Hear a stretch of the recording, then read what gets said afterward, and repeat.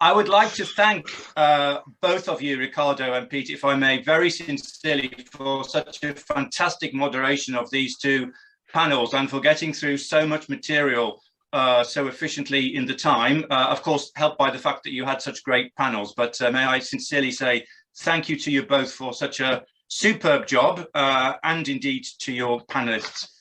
On that note, we have something like 25 minutes or so for me to put a few little questions to you that I scribbled down during both of your sessions that I thought we might explore just a little bit further. I'm hoping that they might be of interest and to get your reflection on those. To leave a few minutes at the end in case you wanted to add then any personal reflections you had from your two panels. And I should then leave 5 minutes at the close to hand back to my colleague Annika to share with us the next steps within the project. So without further ado, let's see how far we get through my 4 questions. Probably we won't even get past the first one. The first one is, Riccardo, right at the start, and I would like both of your views on this. Let's start with Riccardo and then Pete. You were talking about the potential use of Modus and indeed similar models such as Modus as a tool.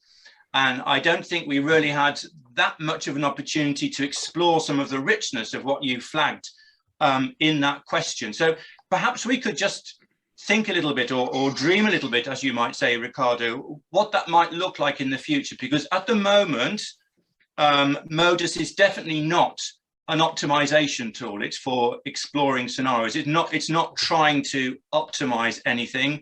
And the scenarios, although there's a lot of overlap between them, are purposely differentiated. So we can look, if we have a scenario with more of one flavor than another, we can see what the inputs and the impacts would, the outputs look like in terms of impacts on passengers. So what could that tool look like? Who could the users be? Who might the stakeholders be in such a tool? I mean, more of an optimization tool. And what could the role of regulators be in that? Could we put different regulations as inputs into the scenarios to see what the output is like in terms of impact of regulation? Because I think sometimes we develop a lot of regulation in the European context without understanding what the quantitative impact would be on the users. And a lot of regulation is coming a little bit from the sky. We see how it works and then we amend it 10 years later. So how could we use tools like this? Right. Who would be involved? First of all, a disclaimer. That is something that came through my mind after listening to, so it's not, I have not cooked it. I have to run through a number of things, but nobody prevents us from, imagining things based on what we learned today. And I'll give you an example. Of course, COVID arrives and then the government stops mobility. Mobility is not stopped because there has been a bombardment, or an earthquake or something, infrastructure has gone down or anything, but mobility stops. And all of a sudden we discover that economic activity slows down and GDP goes down and a number of things. And it's the first time that we have a sort of laboratory experiment in which we can see a correlation, in fact, more than correlation, a causality between mobility and GDP. Because, again, this is the exact opposite of what we do in our strategic studies department, where people say, what is the GDP outlook coming from the government or Euro, some large institution?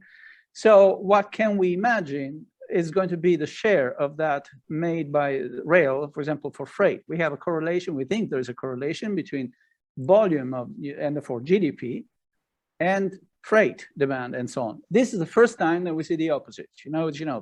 Mobility stops, GDP goes down. So we finally immediately realize, and this time with actual data, that mobility has a quantitative impact on economic activities. And we can also be extremely accurate in identifying what stops. Tourism, manufacturing, because parts don't move, people don't go to work, and so on. And all of a sudden, we immediately see companies starting to reschedule their activities, trying not to put all the people in the same room. And that means, dispersing the population in different times of the schools. And then, we can go on and on and on and on. And then people start working.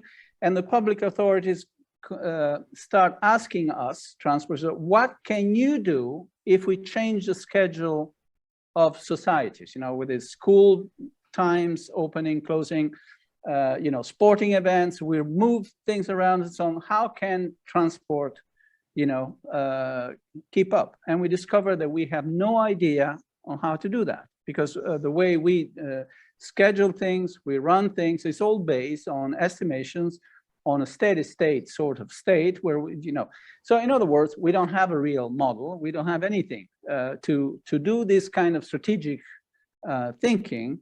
And I'm not talking about big investments, you know, create a new tunnel under the Alps or things like that. I'm talking about simply, where should we put our trains? You know, what kind of prices should be, you know, this sort of activity that all companies do is based on certain assumptions that are no longer, let me say, are based on certain models that are not refined enough. They have been used for a number of years. Of course, we have the people who do econometric models and so on, but the COVID has taught us that we don't have all the right variables in there. We're not monitoring the right things, or that we could do things better.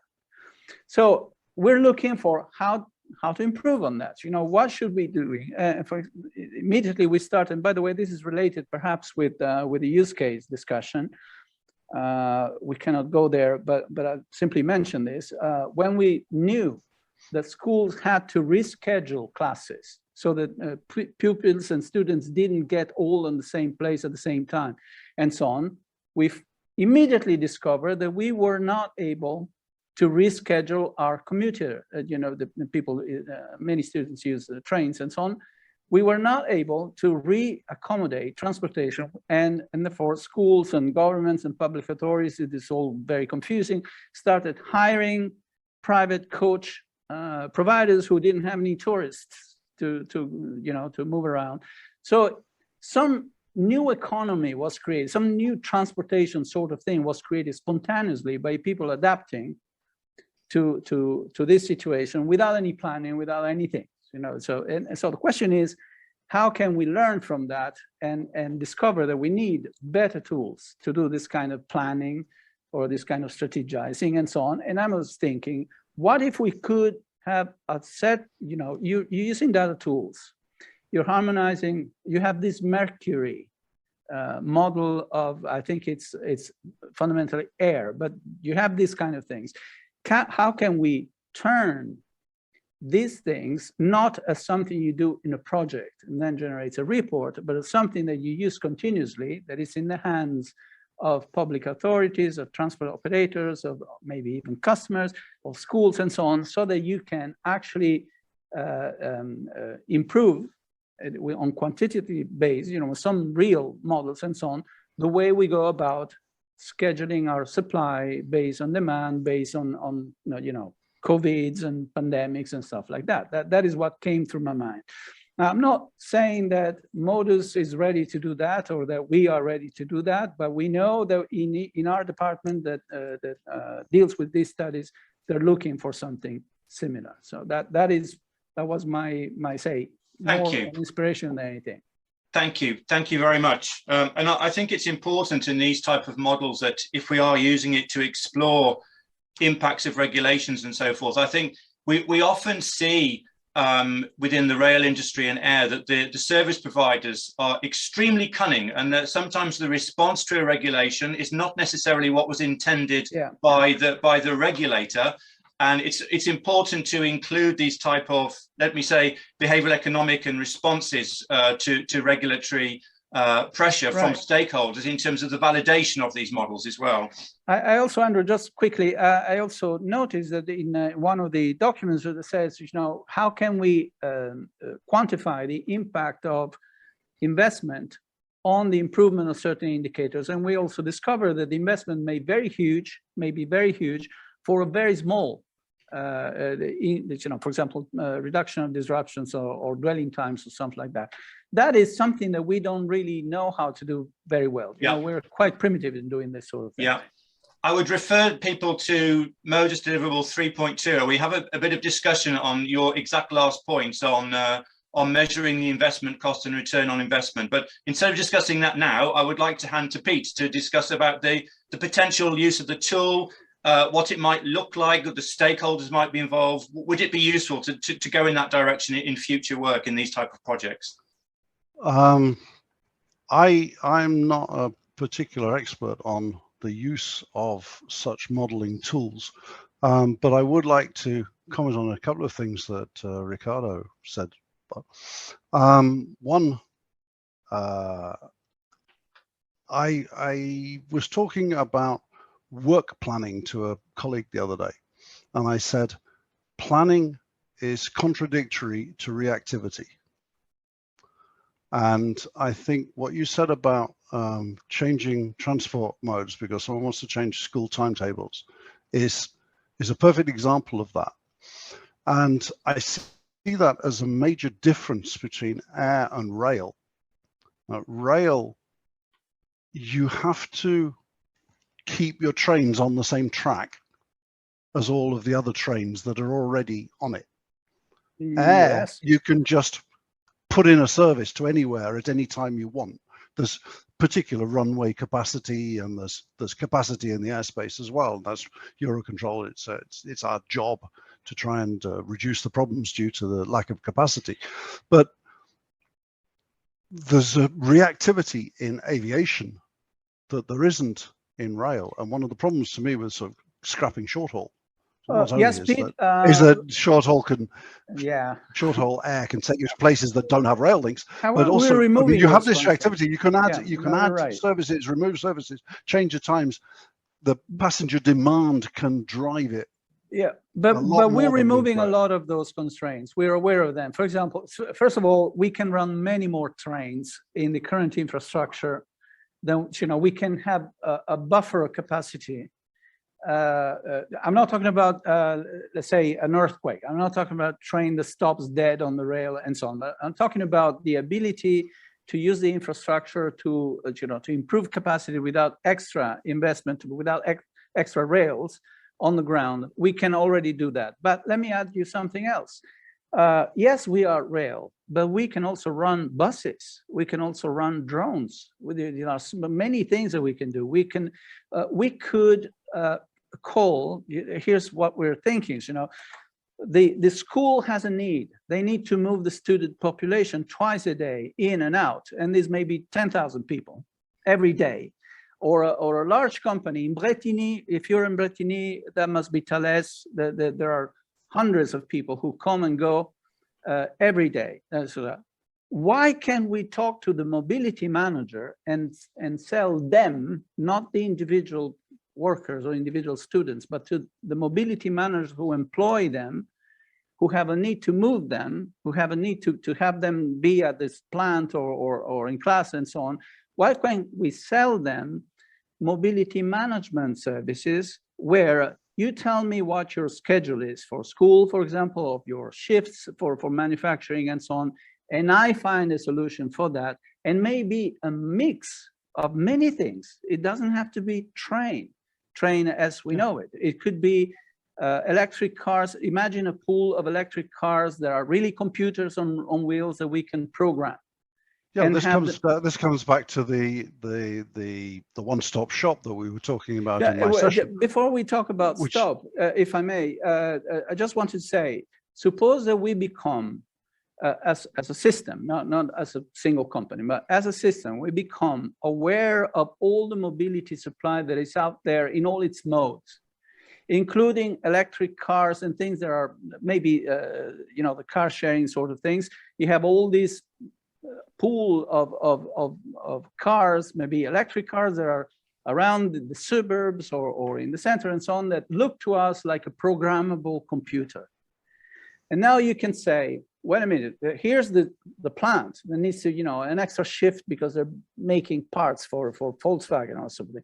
Or here's a school that creates a new schedule and so on. Now give us that problem, because we are extremely good, not at selling tickets, but we're extremely good at arranging mobility, at managing mobility. That's what we do very well. Now, how do you bring this to the market? Is it a ticket? No, I don't think it is a ticket. Do we need a retailer or a travel agents. No, I don't think we need that. That is a matter of how we arrange. We move away from this idea of, you know, the usual ticket, where in fact you plan, you book, you pay, and then you travel, and if there's a disruption, you have to redo the entire thing and maybe get penalized, you know, have to pay extra money and so on. We remove that and say, we're giving you, the mobility manager of your plant, the mobility manager of your city, we're giving you services that allow you to design the mobility you need. We will find the means. We will organize the electric cars, the flying things, the rail things, the buses, the coaches, whatever is needed to give you an answer. And you pay us not for the individual person, not for a ticket, because we don't sell ticket. You pay us for this service, which is mobility management. Now, I'm not saying that this is an idea that flies, but this is, when we think about intermodality, I think this is what the sort of things that we should be thinking about. Okay, I think these are, yeah, I think these are some very useful points to flag. Pete. Yeah. The other comment I wanted to make about your first statement was that I've just come back from Taiwan, having spent 2 months there, which is pretty much hermetically sealed to tourism visitors, even business visitors, something like that. I mean, you can only get in. The only reason I could stay there is because I have family there. It saw 6% GDP growth last year. There are plenty of examples where COVID has not caused a catastrophe in GDP. Taiwan is one of the best, but is not the only one. So any model that is going to look at this has to take in an enormous number of factors. Taiwan, what kept it going was exports, cargo. The 2 main Taiwanese airlines, the 3 are in the top 6 growth airlines in the world for last year. So these models, when you look at them, have to be very complex and take into account not just passengers, but freight, a lot more world economy than we're looking at. There's a lot of, I mean, while European airlines have been laying off staff, my sister-in-law is in fact a chief purser on a Taiwanese airline. She is still employed. She's still Pete, gets her basic salary for doing nothing. I completely agree with you. Let me add you something. You know, at one point we were saying, you know, people are not moving, but they're still eating, and getting, you know, so stuff is getting to supermarkets, and there's no shortage of milk or stuff like that. People still get, you know, services, basic services they need. Somebody's doing that, and it's not us. Yeah. And so the problem is exactly as you said. You know, there is. We should factor in freight into this. If people don't move, then freight needs to move. Yeah. And we need a much better way of getting, you know, food to the dispersed rural area where people may want to move, and so on. So I completely agree with you. Now the model. Sorry, do you mind, Riccardo, if I move to the next? Would you mind? I just want. I'm very much. Go ahead. I'm very much aware of the time disappearing beneath our feet. I think the freight issue is. You planned 4 questions. Yeah, I knew it was hopeless when I mentioned activity. Yeah, and I even advertised that this hope was already hopeless. I think the freight issue is very important, and we've flagged that, and I'm hoping we can see that in future calls. The potential to build that in. Let me jump to question 2, if I may be so rude, just to move it on in terms of the evaporating time. We heard in the second discussion. About account-based models, the air rebooking onto rail from the Austrian example, and insurance provision under disruption. And Willie then came in just discussing affordability and reliability. And Pete immediately jumped on this, which is what I was going to do, saying, yes, but there's a trade-off between the affordability and reliability, because the reliability, as we all understand, comes at a cost in terms of flexibility.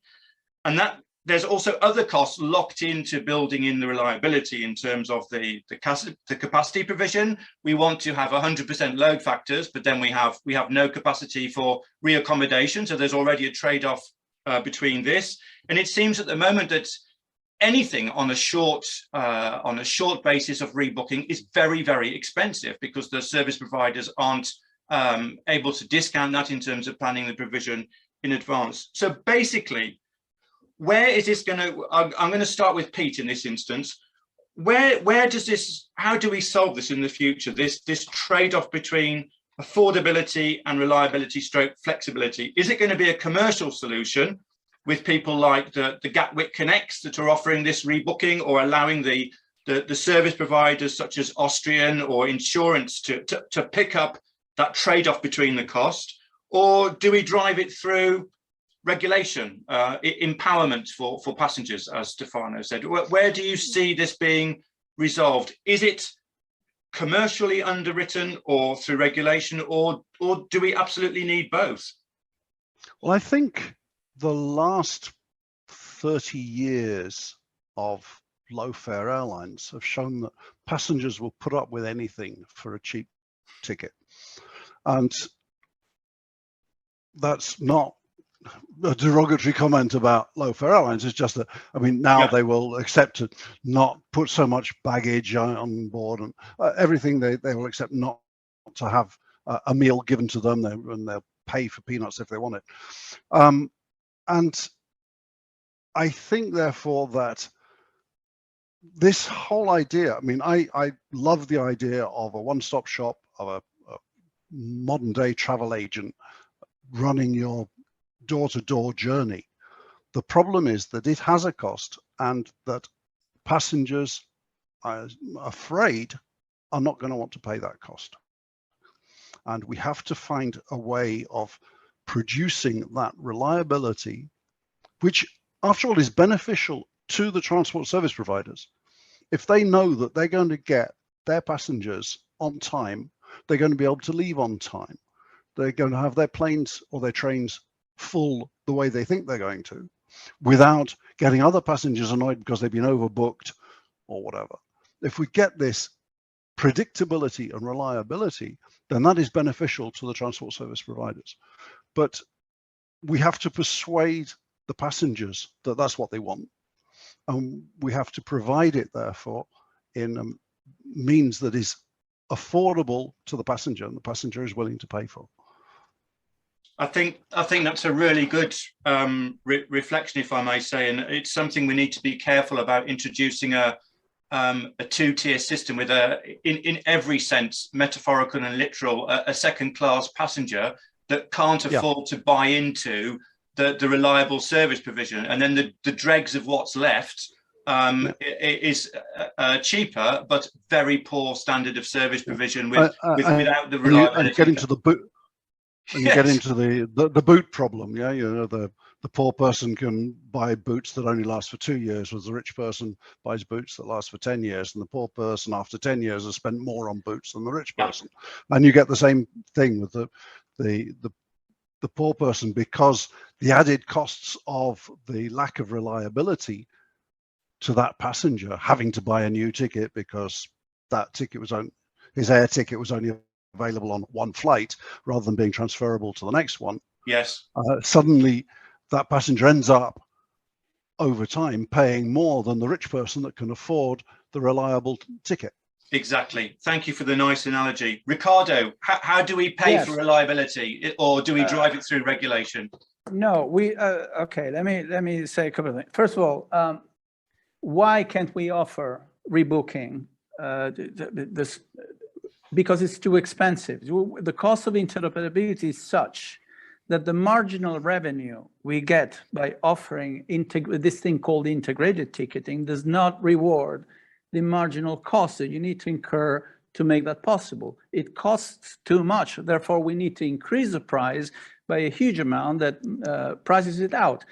People are willing, as Pete said, to go, and myself, to go to London Stansted with Ryanair and then be left stranded there. Ryanair doesn't care about offering you an integrated ticket. Have you ever heard of Ryanair offering integrated ticket? They try to add hotel and rental and everything, but that's not integrated. It's just adding to the basket so you buy more stuff. But there's no integration there. So, and customers do not complain.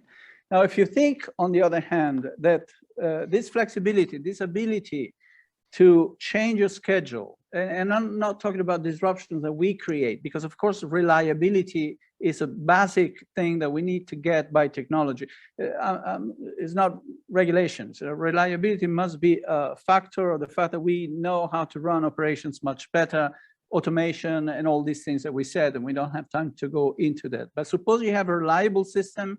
Now the fact that you can choose, that you can find the solution for your mobility problem so that you can reach not your destination, but your activity, the thing you're doing. In other words, the fact that what you don't, there's no one-stop shopping because there is no shopping. You have a card that is given to you by the university when you enroll, or is given to you by your employer, and it's in the badge and so on. And that gives you access to all the possible mobility to get to work or to go to school. Then that is a service. You can ask for additional revenue for that because you're giving something in return, which is this ability to call me if something breaks and I will find you a solution. If we can have cheap interoperability, which means that we need to stop doing things like moving files, you know, there's a lot of technology we need to bring in, you know, contemporary architectures, SOA was mentioned today and so on. If we can reduce the cost of interoperability, then we can afford to offer this thing as services for which customers are willing to pay, because they're services. You see, it's not, you know, I'm not charging you more because then I don't know how to manage my demand. So it's not a penalty. And we still call them penalties that I'm you know, charging you with because you change your mind. But as I'm giving you a service, you can change your mind because your life changes, you know, your schedule changes, and I offer you a service and I charge you because I'm giving you something that you value. Thank you, Riccardo. I can see the service is charged for beforehand, or the penalty is charged for afterwards. Yeah, but there shouldn't be any penalties. The point is, you know, here's your situation. Do you want me to help you? This is how much it costs you. Yeah. We can do this. You want my help? I can help. It's going to be €1, €2, and so on. But I'm charging you for a service I deliver, and you only pay me if you think this service is value to you. I'm not putting it in the ticket because I'm getting rid of tickets. The problem with tickets is we need to get rid of tickets. Yeah. Okay, I'm going to go for broke now. Thank you very much, Riccardo. I'm going to throw in my third question anyway. So I got 3/4 of my question done, and I'm going to ask you if you both want to throw in any final closing comments from your sessions in conjunction with my third question, if I may, in the minutes we have left. So fairly briefly, if I may impose upon you. First session, we had a rather nice suggestion that we need to put together a white paper on intermodality, service provision, and data sharing. There's already some work being done in this area. I think it's a nice idea to put together something like that. I think we need to work less in silos. And today's been a really good example of bringing together colleagues from the, I use in inverted commas, from the rail and the air industry together in today. Hand to you first, Pete. Do you like the idea of a white paper on intermodality? Who would lead it and where does the money come from? Is it going to be in SESAR? Are we going to get Europe's rail to pay for it? Are we going to extract some money from the Commission? How do you like the idea of a white paper on intermodality, including data sharing, and who's going to pay for it? And would that help to break down some of the silos that we currently seem to be facing, although we're breaking those down a bit with today's workshop, I hope? Yeah, I love the idea of a white paper on intermodality, or just white paper on door-to-door mobility. Who's going to manage it? I haven't a clue, because we are, as you say, and as I said in my session, far too much involved with silos. We have strategic research and innovation agendas for road, rail, and waterborne, and another one for air. We spend our entire time splitting transport up rather than just talking about mobility. Even when mobility is talked about as mobility, you find that it's still pretty siloed. So it would have to be managed at a very high level by sort of DG Move, something like that. I mean, I don't even know if DG Move is chopped up into silos. I mean, it always used to be. I mean, sort of aviation research always used to be paid for out of DG Tren or whatever it was, whereas all the other research was paid for out of DG RTD. So if we can get rid of these silos, if we can actually get a white paper on door-to-door mobility, that would be, well, it would be brilliant. Thanks, Pete. I think sometimes we are tied up in the mechanics and bureaucracy of the funding schemes, as you say, and it would be very good to be really good if we could move that forward by appealing to our colleagues within SJU and Europe's Rail to help us move forward with that. But Riccardo, you may do you have some reflections on this yourself? As Peter, I wouldn't, you know, I cannot tell you where to go look for the money. I would say this should be an interest of DG Move for sure, but maybe also DG Connect. But the one thing that, first of all, yes, we should have this white paper, in fact, research activity, but we should really approach it from a different point of view, which is not how do we interconnect existing modes. It's about thinking about mobility from the ground up and abstracting from the mode. In other words, we should have models that describe mobility and in abstracting from the individual modes, and then out of this common abstraction, create the concrete instances in the different modes where you exploit what the different modes can do, because there is a reason why, you know, similar, you have a truck and you have a car and you have a scooter. There are reasons for that. So it's not like just, you know, people being feckless. There are reasons for that, but we need to think them in terms of a common model, what mobility means and what people using mobility and what businesses using mobility are for. So if we do this thing, if we launch this thing, what I think we should do, it should be a fresh look at it and not how do we patch together the things that exist now. You know, let's create a common data standard and move files around and so on. We're trying that. We have been trying that for 1,000 years. And every time we add a standard to the existing specifications. This has to be a fresh look from the point of view of the common goals of the SESAR and Europe's Rail. Let's look at mobility and let's see what mobility can do for society. And that, again, is not just individuals, it's also cities, it's companies who employ people, who need to move the people and so on. Let me add just one thing. One of the things that we discovered during the COVID is that people still had to meet, still met. And in fact, a number of platforms cropped up, the Zoom and these things that we never heard of. And so on. We discovered that people still need to work together, still need to meet, to send documents and to meet in the way that we're doing now. So the question now becomes, isn't this what mobility does? So now, enabling the ability to work together on a common project, on a common things, you know, school and so on. Should we integrate video conferencing of a new generation with artificial intelligence in there, with your mobility provision integrated within the video conferencing tools and so on, so that we now have some mobility system that is part of it virtual and some of it physical? Can we have a button on Zoom where say, click, I want to go and meet Andrew Cook? Because the system already knows where you are. It knows your email address. It knows your schedule. It knows everything. I want a button here to say, let's schedule the next meeting in Brussels or somewhere, and let's all go there, find the tickets, in fact, find the solutions for us to go there. We should be able to do that. We should, and companies like the Amazons and these people are investing heavily in this, you know, the metaverse, so you heard of it and so on.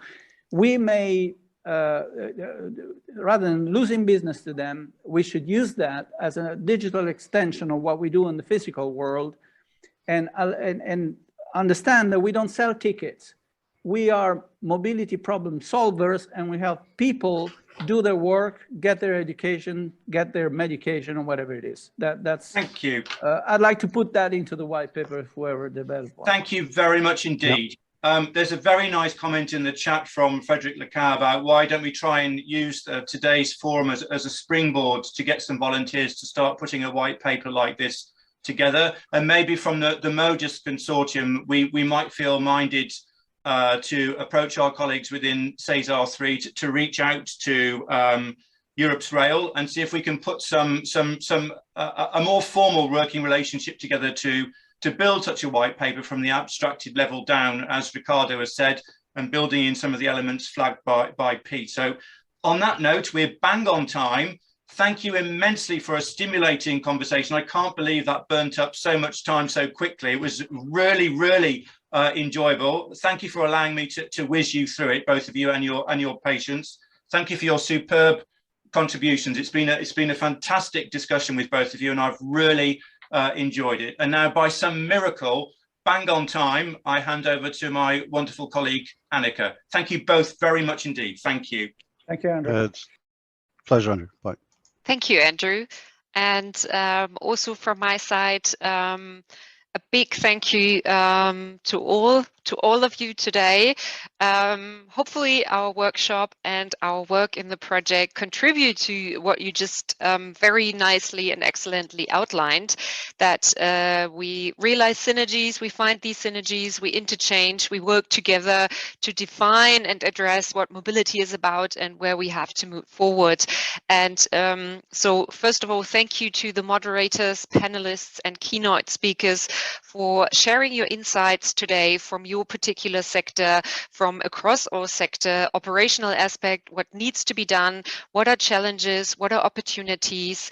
Thank you to the audience for providing your feedback, posing questions, and that we're very nicely take along. I think we made a lot of comments today to advance our models, to advance the insight that we provide with our Modus project, to set priorities, what we need to address, maybe what we where we can lower the priorities. And I think that was really helpful for us today in advancing our project, providing recommendations and moving forward, bringing the different sectors together.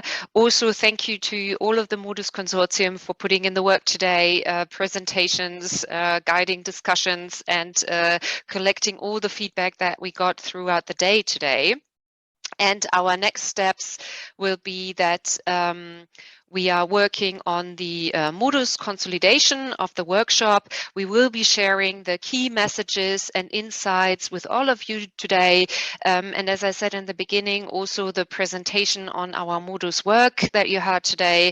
You can look at these online presentations later on our website as well. You can visit our website for more detailed insight into our project and what we have been working on. I think some of the deliverables have been mentioned today, the scenarios. If you want to dive into more detail, please have a look there. Please engage with us directly also. We're always very happy to hear your feedback and your comments. And there are also more results to come. We spoke a lot about the modeling today. This is currently the work that we are conducting. And so more results will be available